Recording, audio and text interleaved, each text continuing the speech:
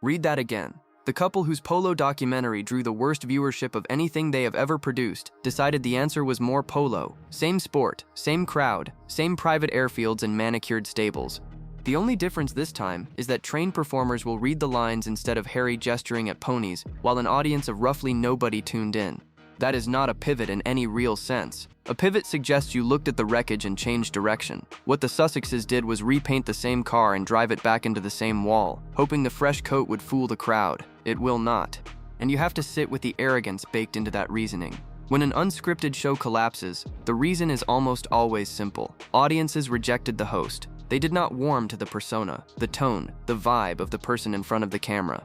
That is the note every honest producer would deliver. The note Harry and Meghan apparently heard instead was that the format was the problem, never themselves. The sport just needed actors. That was their takeaway from a documentary disaster. Not that audiences had grown tired of them. Not that the subject matter felt like a favor being asked of people who had already declined. Just that the faces needed to be different faces. So the plan now is to hide behind actors while clinging to the exact subject matter viewers already waved off. Keep the polo, keep the billionaires, keep the Wellington estates and the world of kings. Just swap out the faces. It is the creative equivalent of changing your shirt and expecting a whole new personality. Why would anyone double down on the precise thing an audience just rejected? There is only one answer that fits the pattern, and it is not confidence. It is desperation dressed up in a press release. When the money stops flowing and the brand loses its shine, you announce something splashy to change the conversation. A scripted drama sounds ambitious. It sounds like a comeback. It buys headlines and a few weeks of speculation. But strip away the announcement gloss, and what remains is a couple with a failing sport, a shuttered lifestyle deal, and a reputation for misreading the room. That is the shaky foundation this so-called reinvention rests on. Let us walk through exactly how we got here. Start with the receipts, because the receipts are brutal. Harry's 2024 Polo docuseries did not simply underperform. It posted the worst viewership of any Sussex project on Netflix. Not a soft opening, not a slow burn that found its people later. It dropped, it flopped, and it vanished into the streaming void without leaving a mark. Critics were merciless and, honestly, accurate. The phrase that stuck was an out-of-touch infomercial for billionaires. That is not the kind of review you frame. It is the kind you try to forget. The series generated no cultural conversation, no memes, no water cooler moment, no argument worth having. It was mocked as an elitist vanity project, detached from the lives of the people expected to watch it, and then it was forgotten. Think about what it takes to produce content that fails that completely in this attention economy. Even bad shows usually spark something. Rage, ridicule, a viral clip. Harry's Polo film managed to inspire indifference, which is the deadliest reaction of all. You cannot hate watch something you never remember exists. The lesson available here was obvious to anyone outside the Montecito bubble. The problem was not that Polo lacked drama. The problem was that audiences did not want to spend an hour being ushered through a rich man's hobby by a host they had grown tired of. When reality television fails, it fails on the personality. People tune in for someone they like, or someone they love to loathe. They tuned out of this because the whole thing felt like a favor Harry was asking of them, and they declined. So what was the strategic response to that clear signal? Not a rethink of who the Sussexes are to the public, not a hard look at why the persona no longer sells. The response was to keep the subject and remove themselves from the frame. Stay attached to the exact material viewers rejected, while pushing actors out front to absorb the judgment. That decision reveals a stubbornness that borders on delusion. Rather than accept that the audience walked away from them, Harry and Meghan concluded the audience simply needed a slicker package. Same billionaires, better production values, same polo, professional dialogue. It is a diagnosis that conveniently avoids the one uncomfortable truth sitting at the center of every failed venture they have launched. Hiding behind actors does not fix an authenticity problem. It just moves the authenticity problem behind a curtain and hopes nobody peeks. The subject matter that bored people the first time is unlikely to enchant them dressed as scripted melodrama. But the Sussexes are committed to the bet, and the details of that bet only make the whole thing stranger. Let us look at what they are actually building. The plot follows two wealthy polo families in Wellington, Florida. Their rivalries, their scandals, their tangled personal lives, and, as the format promises, the staff who work for them, the downstairs to their upstairs. That is the pitch. Rich people behaving badly while the help sweeps up around the edges. Netflix offered a rationale so tidy it almost sounds like a dare. The show, they say, will broaden perceptions of polo away from being an elitist sport of kings by showing the wider community and working-class staff. Read that sentence slowly and marvel at the logic. Adding a few stable hands with speaking parts will apparently cleanse a billionaire fantasy of its elitism. It will not. Sprinkling service workers into a drama about ultra-wealthy horse owners does not make the story relatable. It makes the wealth more visible, not less. The staff exist in these narratives to fetch the drinks and overhear the secrets, not to close the enormous gap between the audience and the world on screen. Nobody watches the downstairs characters and thinks, at last, a show that understands my life. Then there is the setting, chosen with a boldness that undercuts the entire relatability claim. Wellington, Florida, the billionaire capital of American equestrian sport. If you wanted to signal that a project celebrates exclusivity, you could hardly pick a more on-the-nose location. This is not broadening polo's image. This is planting a flag in its most rarefied corner and calling it outreach. The animal angle deepens the whole. Polo already draws steady criticism from animal protection groups, who point out that the sport can be rough on the horses. A glossy, scripted celebration of that world does not soothe those concerns. It amplifies them. Every riding sequence becomes a target, every plotline a reminder of the objections already circling the sport. Stack these choices together, and the picture gets absurd. A drama about billionaires, in the billionaire capital of the sport, built around a pastime that critics call cruel, sold to the public as a story of the wider community. The contradictions do not sit quietly in the background. They shout from the logline. There are two ways to read the working class framing. The generous version says the creators genuinely want to show a fuller world. The harsher version says the language was engineered to preempt the elitism charge that sank the documentary, a shield stitched from press release phrases. Given the track record, the harsher reading is hard to dismiss. And yet, for all the wobble in the concept, the Sussexes did not build this alone. They brought in people who have actually made this kind of show work. That is the twist that keeps this from being a total foregone conclusion, and it deserves a serious look. The partner here is Fake Empire, the production company run by Josh Schwartz and Stephanie Savage. If those names do not ring a bell, the shows will. Gossip Girl, The OC. These are the people who turned beautiful, wealthy, badly behaved characters into appointment television for a generation. They understand the mechanics of glossy, addictive, rich people drama better than almost anyone in the business. On top of that, the writer attached to the script previously worked on the Dynasty reboot, another tale of scheming wealthy families with a taste for operatic betrayal. On paper, that is a genuine upgrade. For the first time, Harry and Meghan appear willing to step back from creative control and hand the wheel to professionals with a proven record in the exact genre. That matters because their own creative instincts have not produced a hit. Their instincts produced the Polo documentary. Here is the caveat that hangs over everything, and it comes straight from the commentary swirling around the announcement. If the Sussexes stay silent partners, glorified names on the credits, the show has a fighting chance. If they insert themselves into the creative process, if they push their vision of Polo and their taste onto the material, it will sink like a stone. Those are the two roads, and only one of them leads anywhere good. The concern is not idle. Everything we know about how Harry and Meghan operate suggests they struggle to let go. Their projects come wrapped in their preferences, their image, their careful control of the narrative. The instinct to manage every frame is precisely the instinct Fake Empire needs them to suppress. Whether they can is the open question the whole gamble rests on.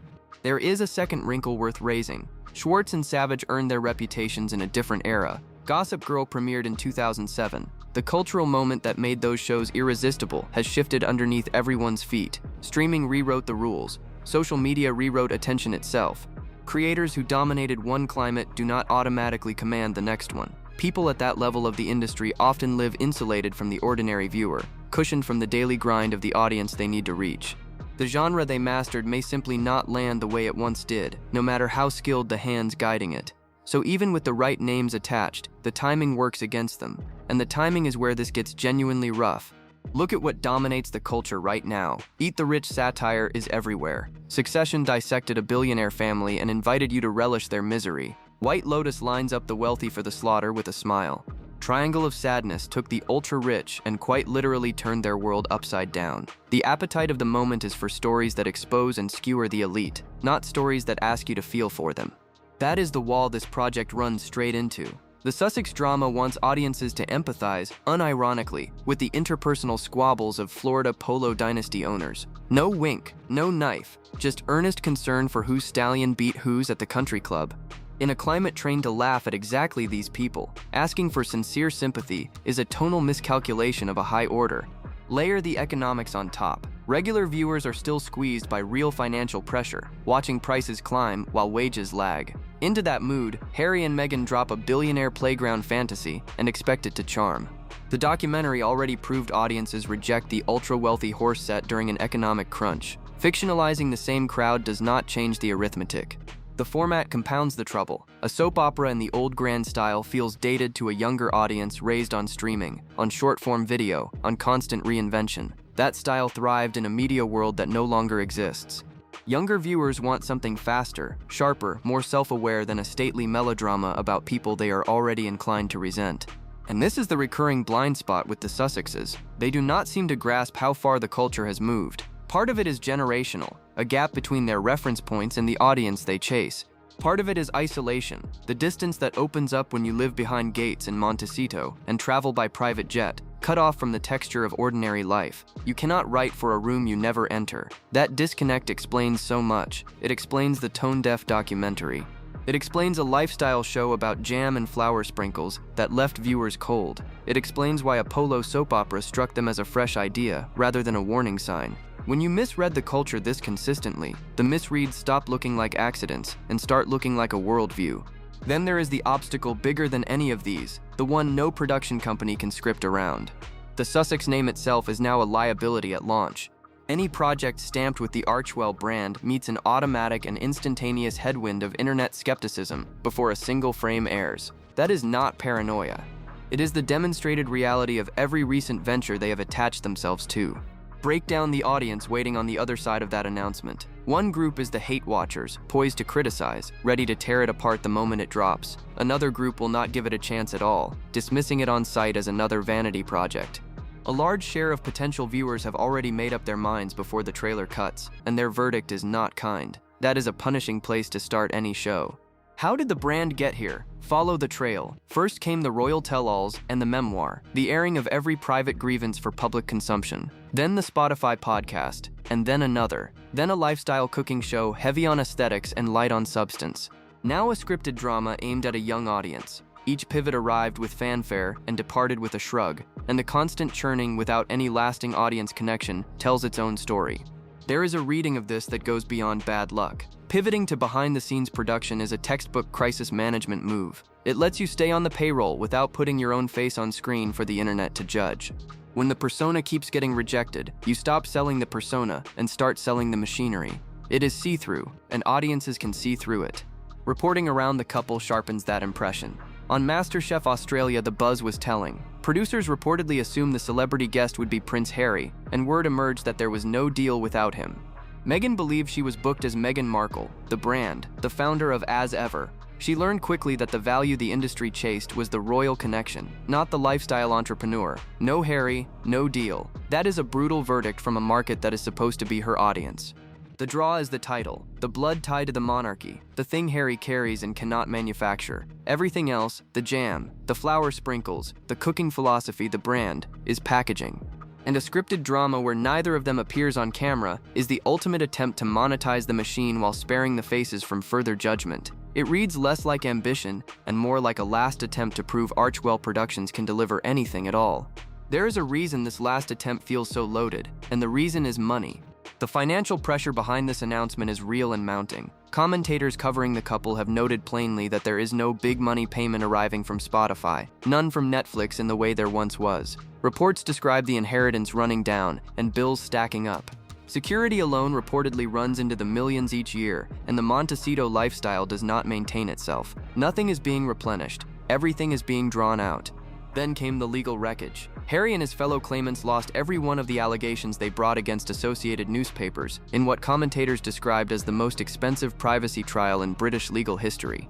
The other side is seeking a substantial costs award, with a hearing already scheduled. Whether outside funders or other arrangements absorb any portion of that exposure, the public perception picture is unmistakable. As one analyst framed it plainly, the inheritance is running up, the bills are stacking up, and there is no big money payment coming in from Spotify or Netflix. Things are tight, the pressure is on. Set that against the optics of the week. Fresh holiday photos showed Meghan still traveling by private jet, still projecting a lavish lifestyle, while reports described the money tightening around them. The gap between the image they project and the pressure they reportedly face has rarely been wider, and the contrast does not go unnoticed. A couple whose own eco-firm director once compared frequent flying to drink driving, Boarding a private jet as the finances reportedly wobble is not a great look for people already accused of saying one thing and living another. That context reframes the polo drama entirely. This is not pure creative ambition. This is potentially survival for the production company. Archewell needs a win, a real one, something that works and pays and proves the operation can stand on its own. A splashy scripted project is the swing for the fences by a team running low on chances. If this fails the way the Polo documentary failed, what is left for Archewell Productions? The tell-alls are spent, the podcasts are gone, the lifestyle brand just lost its Netflix backing. This scripted gamble is not one option among many. It is starting to look like the option, the thing standing between the production company and irrelevance. Can it actually work? Start with the trap that has swallowed their recent projects. There is a world of difference between appetite at announcement and appetite at release. Curiosity gets people to click. It got them to sample with love, Meghan. They tuned in to catch the vibe, formed a quick opinion, abandoned it fast, and told their friends it was not worth the time. Then the numbers nosedived. A polo soap opera could follow that exact arc. A burst of curiosity, followed by a swift, chatty rejection that spreads faster than any marketing campaign can counter. Now the best case, because there is one. If fake empire seizes complete creative control and reduces Harry and Meghan to silent partners or PR figureheads, the show has a legitimate shot. Schwartz and Savage know how to build trashy, addictive rich people drama that people love to consume. Turn the ultra-wealthy into backstabbing, melodramatic soap villains, the kind viewers gleefully hate watch, and you might have a small, responsible pleasure hit on your hands. The Dynasty writer attached to the script understands that register. Scheming families, operatic betrayals, dialogue that crackles with contempt. That is the version of this show that could survive. The worst case is the mirror image. Any real Sussex creative involvement tanks the whole thing. The moment their taste steers the material, the polish curdles into the same earnest, out-of-touch tone that sank the documentary. The success or failure of this project may hinge almost entirely on how completely Harry and Meghan can be persuaded to get out of the way. Given that every previous project has carried their fingerprints so heavily, the question of whether they can actually step back is not a small one. It is the whole question. A niche outcome is possible. Handled well, it could become a responsible pleasure for a modest, loyal audience, the kind of show a small crowd adores while everyone else ignores it. That is not the smash Archewell needs, but it beats another documentary-scale collapse. The reality check overrides the optimism, though. The core ambition, making audiences unironically empathize with the drama of Florida polo dynasty owners, is tonally deaf to the current market. You are asking a culture that laughs at the rich to weep for them. That is a very steep hill, and the people trying to climb it are carrying the heaviest reputational baggage in the room. Pull back far enough and the individual details dissolve into a single familiar shape. Failure, pivot, splashy announcement, skepticism, likely failure. Then the cycle restarts. This polo drama is not a break from that pattern. It is the pattern, running its next lap, dressed in slightly fancier clothes. The core problem is the one they refuse to name. Audiences did not reject a format or a subject or a release strategy. Audiences rejected them. Every reinvention sidesteps that truth, and every reinvention fails for the same reason, because the thing being rejected keeps traveling from project to project, no matter what genre it hides inside. There are signs the consequences are landing personally, even if the strategy has not caught up. A source close to Harry, quoted in commentary this week, put it plainly. He never wanted to be estranged from his family. When he was madly in love, he could be blind enough to choose that path. Now, the source says, the veil is lifting. Harry is beginning to feel the cold, lonely reality of years spent trashing the things once dear to him, and discovering that the warm hand of friendship does not come bounding back on demand. Commentators have noted that it is a cold, lonely place when you have spent years trashing everything that was dear to you, and then find yourself cast adrift, with no close friend of 20-odd years to sit down with, chew things over and say, right, what do we actually need to do here? That is the portrait of a man who has been short-termist from the moment he left, firefighting on all corners, never pausing to ask what brand Sussex looks like in 5 years, let alone 10. The polo drama is the latest firefighting move. It is not a long game.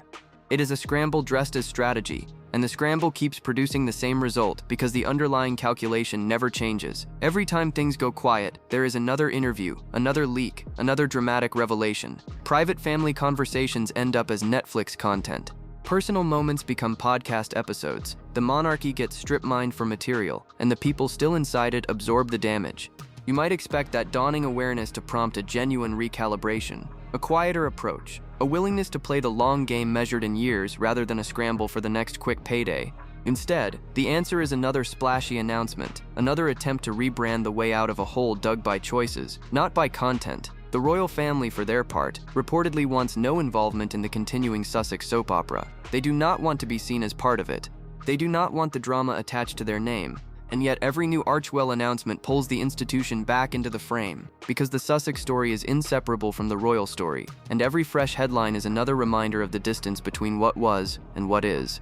And that is the moral sitting at the bottom of all of it. You cannot rebrand your way out of an authenticity problem. A polo soap opera produced by people audiences no longer trust is not innovation. It is desperation wearing the costume of a pivot. The professionals attached to it are talented. The genre has worked before, and none of that changes the name on the door. The backlash was never really about polo. It was never about whether scripted drama can succeed. It is about a pattern, a stubborn habit of misjudging what audiences actually want while expecting a different result each time. At some point, the drama stops looking accidental and starts looking like the product itself, the thing being manufactured and sold, cycle after cycle, announcement after announcement. Until Harry and Meghan reckon with the person in the mirror rather than the format on the screen, the announcements will keep coming and the endings will keep repeating. Drop your thoughts below. Like, subscribe, and stay tuned for what comes next.